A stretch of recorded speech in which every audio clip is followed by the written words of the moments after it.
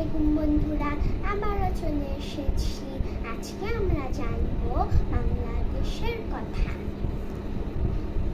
বাংলাদেশের সাংবিধানিক নাম কি? বাংলাদেশের সাংবিধানিক নাম গণপ্রজাতন্ত্রী বাংলাদেশ। বাংলাদেশের রাজধানীর নাম কি? বাংলাদেশের রাজধানীর নাম ঢাকা। বাংলাদেশের মুদ্রার নাম কি? বাংলাদেশের মুদ্রার নাম টাকা। বাংলাদেশ কোন মহাদেশে অবস্থিত? বাংলাদেশ এশিয়া মহাদেশে অবস্থিত। বাংলাদেশের পূর্ব নাম কি? বাংলাদেশের পূর্ব নাম পূর্ব পাকিস্তান। বাংলাদেশ কত সালে স্বাধীন হয়?